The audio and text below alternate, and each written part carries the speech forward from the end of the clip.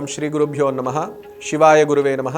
జనవరి 11వ తేదీ 2024 శోభకృత నామ సంవత్సరము, దక్షిణాయనము, హేమంత ఋతువు, మార్గశీర్ష మాసము, బహుళ అమావాస్య, గురువారము రాత్రి 6:16 వరకు, నక్షత్రము పూర్వాషాఢ నక్షత్రము రాత్రి 6:51 వరకు, తదుపరి ఉత్తరాషాఢ నక్షత్రము, రాహుకాలము మధ్యాహ్నము 1:30 నుండి 3 గంటల వరకు, గుళికాకాలము ఉదయం 9 గంటల నుంచి 10:30 వరకు, యమగండ కాలము ఉదయం 6 గంటల నుంచి 7:30 వరకు, ఈరోజు వర్జము రాత్రి 2:28 నుండి 3:59 వరకు, దుర్ముహూర్తము ఉదయం 10:18 నుండి 11:02 వరకు, మరలా మధ్యాహ్నం 2:43 నుంచి 3:27 వరకు ఈరోజు దుర్ముహూర్తం ఉంది. కాబట్టి ఈ దుర్ముహూర్తంలో ఎటువంటి శుభ కార్యక్రమాలు కానీ, ప్రయాణాలు కానీ, మీరు ముఖ్యమైన రాతపోతలు కానీ, రిజిస్ట్రేషన్ సంబంధించిన విషయాలు కానీ అవన్నీ పెండింగ్ పెట్టుకున్నట్లయితే మంచిది. ఈరోజు రాశి ఫలితాలు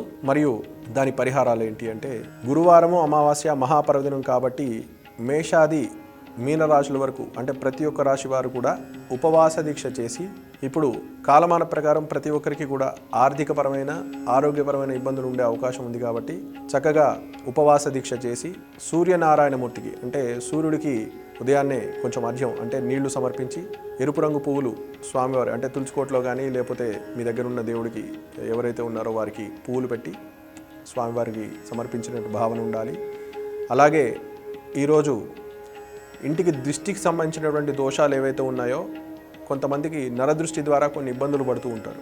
అంటే పనుల్లో జాప్యం ఉండడము, ఇంటికి వచ్చిన డబ్బు నిలవకపోవడము, లేదా అనుకోకుండా వారి తప్పిదం లేకపోయినప్పటికీ ఇతరుల ద్వారా మాటలు పడడము, ఇబ్బందులు కలగడం జరుగుతూ ఉంటుంది. అటువంటి దోషాలవన్నీ పోవాలి అనుకుంటే ఈరోజు చక్కగా బూడిద గుమ్మడికాయని ఇంట్లో పూజించి దానికి కొంచెం అర్చన చేసుకుని గుమ్మానికి అంటే ధూపం సమర్పించి, సాంబ్రాణి కానీ అగరబత్తి ధూపం కానీ చూపించి గుమ్మాన్ని ముందు కట్టినట్లయితే నరదృష్టి తొలగుతుంది.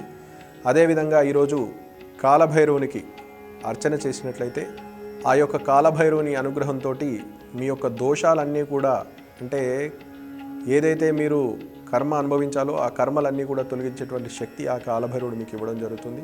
అలాగే ఆరోగ్య సమస్యలతో చాలా ఇబ్బందులు పడుతున్న వారట్లయితే బూడిద గుమ్మడికాయని సగం చేసి దాంట్లో ఆవ నూనెతోటి దీపారాధన చేసినట్లయితే అపమృత్యు దోషం తొలగుతుంది, ఆరోగ్య సమస్యలు తొలగేటువంటి అవకాశం ఉంది. కాబట్టి చక్కగా ఆ పరిహారాలు చేసుకుని 12 రాశుల వారు మీరు వృద్ధిలోకి రావాలని కోరుకుంటూ, ఆ పరమేశ్వరుని అనుగ్రహం మీకు ఎల్లవెల్లా ఉండాలని కోరుకుంటున్నాం. శుభం భూయాత్.